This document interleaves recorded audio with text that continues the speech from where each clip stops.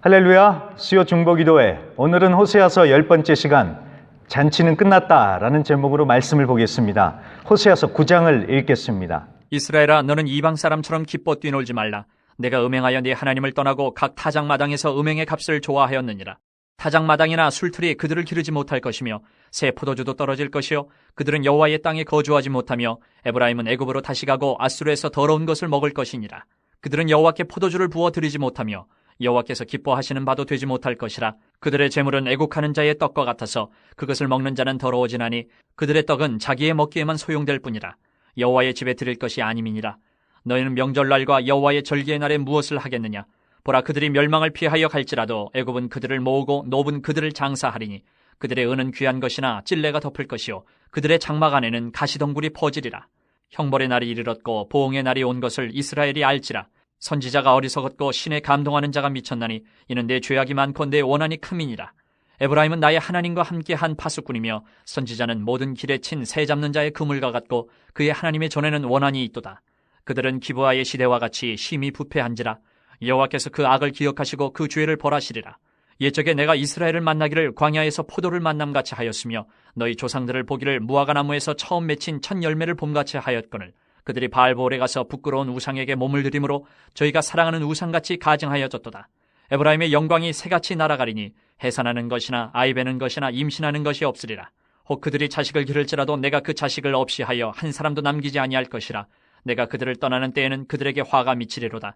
내가 보건대 에브라임은 아름다운 곳에 심긴 두루와 같으나 그 자식들을 살인하는 자에게로 끌어내리로다.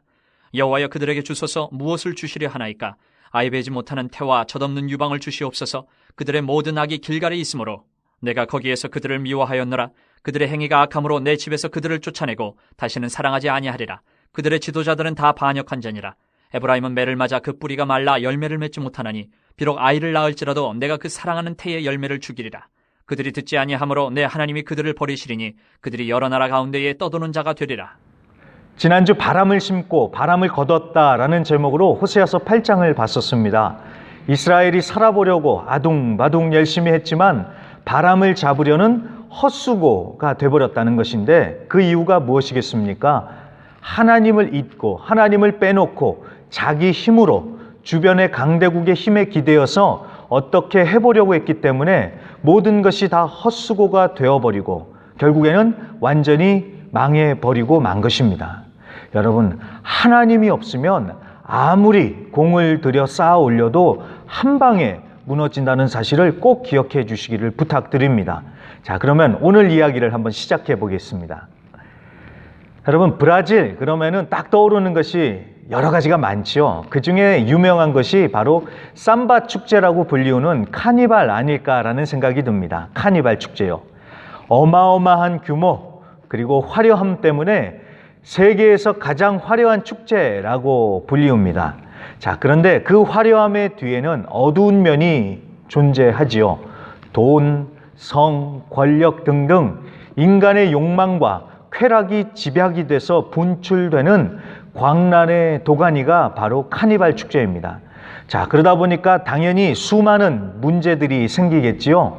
먹고 마시고 즐기면서 한 번 즐겼다가 인생 망가진 사람들이 어디 한둘이겠습니까? 자, 그런데 놀라운 사실은요, 이 카니발 축제가 본래 기독교 행사였다는 사실을 아십니까?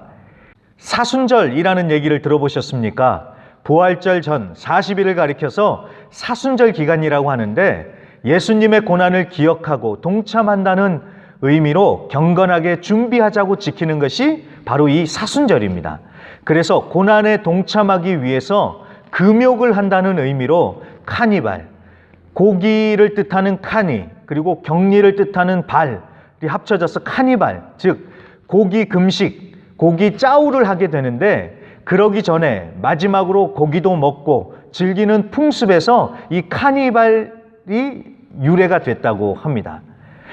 그렇죠. 앞으로 40일 동안 버티려면 미리 영양 보충도 해야 되고 또 한 달이 넘게 아사도 삼겹살을 끊어야 하니까 나름 아쉽겠지요. 자, 그 마음은 충분히 이해가 됩니다. 하지만 그게 브라질의 카니발처럼 광란의 파티가 돼버렸으니까 예수님의 고난과는 정말 아무런 상관도 없는 주객전도라는 말이 딱 떨어지는 그런 상황이 돼버리고 만 것입니다. 자, 오늘 말씀도 바로 그런 얘기입니다. 1절에 보면은 이방 사람처럼 기뻐 뛰어놀지 말라라고 하면서 타작마당 이야기가 나오고요. 그리고 2절에 보면은 술틀, 새 포도주라는 말이 나오고 있습니다. 자, 타작마당은 추수한 곡식을 타작하는 곳입니다. 그곳에서 새 포도주를 마시면서 기뻐 뛰어놀았다라는 것은 결국 추수를 하고 난 다음에 잔치를 열었던 것임을 우리가 알 수가 있습니다. 자, 땀을 흘리면서 일하고 이제 추수를 했으니까 기뻐하면서 잔치를 여는 것은 당연합니다. 그런데 하나님 보시기에 아주 심각한 문제가 있었습니다. 1절에 이방 사람처럼, 그리고 음행의 값이라는 말에서 짐작이 되듯이 거룩하지 못한 방법으로 영적으로 성적으로 아주 음란하게 먹고 마시고 즐겼던 것입니다. 앞서 주객이 전도됐던 광란의 카니발처럼 광란의 추수감사제가 되어버리고 말았던 것입니다. 자, 이런 행태가 9절에 보면은 기브아의 시대와 비교가 됩니다. 이 기브아 시대가 무슨 얘기냐 하면은 사사기 19장부터 21장에 보면은 나오는데, 자, 하나님을 섬기는 레위인이 첩을 들이지를 않나. 또 첩을 데리고 집으로 오는 길에 베냐민 지파 지역의 불량배들에게 동성 강간을 당할 위기를 처합니다. 그래서 그 대신에 레위인이 동성 강간을 당한 것이 아니라 레위인의 첩이 대신 밤새 능욕을 당하다가 죽는 일이 벌어집니다. 자, 레위인은 끔찍하게도요, 복수를 하겠다고 하면서 자신의 첩의 시신을 토막을 내서 다른 지파들에게 보냅니다. 그래서 11지파가 베냐민 지파와 싸워서 베냐민 지파가 거의 멸문지화를 당하는 그런 상황이 벌어집니다. 자, 그런데 기가 막힌 것은 그 다음입니다. 그제서야 정신을 차린 이 11지파가 베냐민 지파를 그대로 두면 안 된다라고, 베냐민 지파를 살려야겠다라고 하면서 어떤 일을 하냐면은 이번 전쟁에 참전하지 않은 그 부족의 처녀들을 납치해서 강제 결혼을 할 수 있도록 허락을 해주는 것입니다. 자, 정말 말도 안 되지요. 막장, 광기라는 말이 딱 어울리는, 그래서 죄로 시작해서 죄를 죄로 돌려막는 영적 도덕성이 완전히 타락한 시대가 바로 이 기브아 시대인데, 호세아 시대가 바로 그런 막장, 광기의 시대가 됐다라는 것입니다. 이런 타락상을 보여주는 또 다른 구절은 7절입니다. 중간쯤 보면은 선지자가 어리석었고 신에 감동하는 자가 미쳤나니 라고 되어 있지요. 자, 이 말은 두 가지로 해석이 됩니다. 첫째는 거짓 선지자들이 이렇게 했다라는 것이고, 아니면 또 다른 해석은 참 선지자들을 백성들이 미친 취급했다라는 것으로 해석이 될 수가 있습니다. 무엇을 맞느냐 가지고 고민하는 것은 신학자들한테 맡기면 되고요. 우리는 한쪽을 정하기보다는 두 가지 다 당시 벌어졌던 현실이었구나 라고 이렇게 보면서 그 시대 사람들이 이렇게 영적으로 눈이 감기고 타락했구나 라고 정리를 하면 되겠습니다. 자, 그렇게 광란의 파티, 잔치를 열었던 이스라엘을 향해서 하나님은 이제 심판을 선언하십니다. 2절에 포도주가 떨어졌다. 즉 포도주가 떨어졌다는 것은요, 잔치가 끝났다라는 얘기입니다. 잔치는 끝나고 7절 형벌의 날, 보응의 날이 왔음을 천명합니다.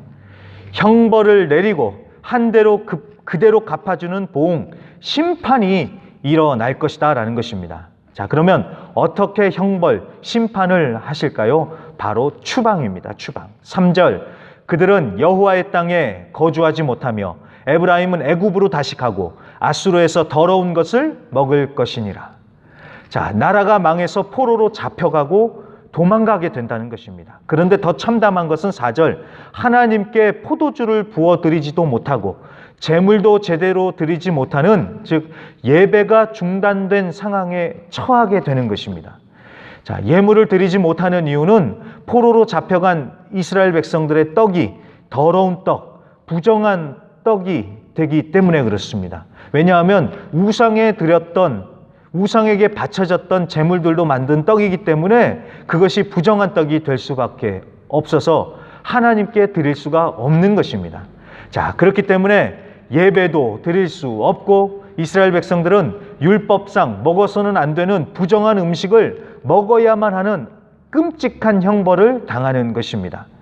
여러분, 우리도 그렇지 않습니까? 혐오 음식 같은 거 아무리 몸에 좋다고 하지만 먹으라면 정말 힘들지요. 그리고 정말 싫어하는 음식 자꾸 먹으라 권하면은 그것만큼 정말 힘든 게 따로 없지요. 포로로 잡혀간 것만도 고통스러운데 눈물 젖은 빵도 아닌 율법이 금지해서 끔찍하게 여기는 음식물들을 먹어야만 했었고, 무엇보다도 하나님을 예배할 수조차 없는 참담한 상황이 돼버리고 만 것입니다. 이런 상황은 단순히 추수를 하고 잔치를 벌였기 때문에 이런 심판을 받는 것이 아니라 추수제를 통해서 이스라엘의 전체적인 타락을 고발하고 있는 것입니다. 자, 이 말씀이 의미심장한 것은 우리도 이제 추수감사주의를 앞두고 있지 않습니까? 올해는 코로나 때문에 모두가 힘들었지만 그래도 그냥 지나갈 수 없는 중요한 기념일이죠. 예전 같았으면 여기에 과일 바구니를 늘어놓고 맛있는 식사도 하면서 정말 우리가 잔치를 벌였겠지만, 올해는 코로나 영향으로 인해서 각 가정에서 가정별로 집에서 보내게 됐습니다. 좀 아쉽기는 하지만 그래도 추수감사절의 의미를 다시 한번 깊이 생각해 볼 수 있는 계기가 될 수 있다라는 생각이 들었습니다. 무엇을 감사하고 왜 감사해야 하는지 우리가 각자 가정에서 한번 잘 생각해 보자는 것입니다. 1년 동안 일이 잘 풀리고 대박이 난 것 때문에 감사할 것인가? 아니면 형통케 해주신 하나님으로 인해 감사할 것인가? 자, 이게요, 비슷한 말인 것 같으면서도 초점이 다릅니다. 추수 자체가 중요한 것이 아니라 하나님께 감사의 초점이 맞춰져야 한다는 것입니다.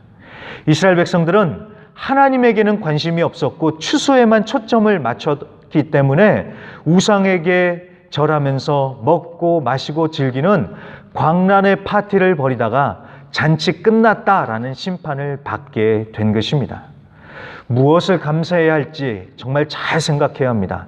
당연히 하나님이 부어주신 은혜, 복들을 감사해야 하지만 진정한 믿음의 사람들은 그렇게 조건적인 감사를 하는 것이 아닙니다. 범사에 감사하라라는 말씀처럼 상황이나 조건에 상관없이 하나님으로 인해서 항상 감사한 것입니다. 저는 오늘 말씀을 보다가 요한복음 2장에 나오는 가나의 혼인잔치가 생각이 났었습니다. 거기도 잔치인데 포도주가 떨어져서 잔치가 끝날 상황에 처해 있었습니다.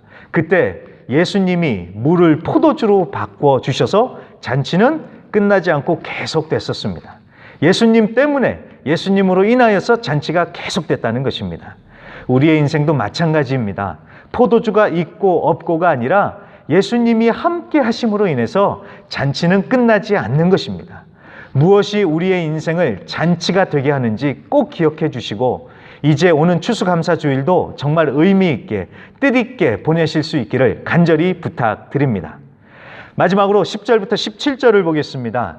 10절에 보면은 참 애잔한 장면이 나옵니다. 옛적에 하나님이 이스라엘을 만나셨을 때 광야에서 포도를 만난 것 같이 즐거우셨고, 무화과 나무의 첫 열매를 보는 것 같이 너무나도 기쁘고 즐거웠다는 것입니다. 그런데 그랬던 이스라엘이 지금은 바알볼이라는 곳에서 우상숭배로 음행을 했던 것처럼 그렇게 음행을 하고 우상숭배를 하면서 타락했다는 것입니다. 자, 하나님은 갑자기 왜 옛날 얘기, 그것도 처음 만났던 그 추억을 말씀하고 계시는 걸까요? 자, 하나님이 이제는 마음을 정하시고 이별을 준비하신다라는 것입니다.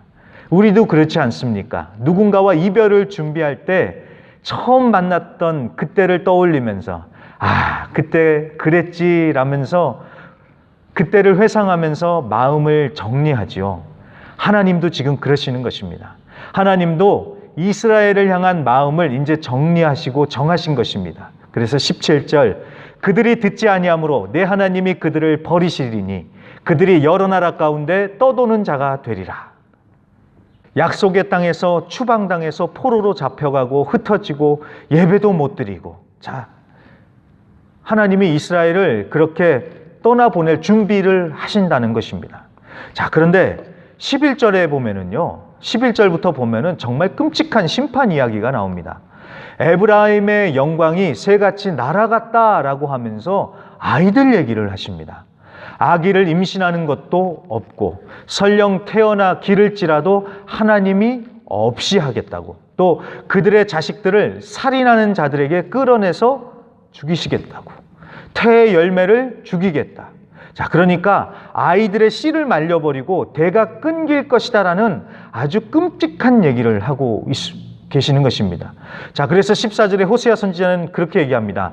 아이를 베지 못하는 태와 젖없는 유방을 달라고. 이것은요, 이스라엘을 향한 저주의 얘기가 아니라 그런 끔찍한 일을 당하지 않도록 아예 아이들이 차라리 태어나지 않게 해달라고 역설적인 간구를 하나님께 올려드리고 있는 것입니다.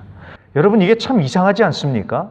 부모가 잘못했는데 왜 그 자식들한테, 아이들한테 이렇게 하는 것일까요?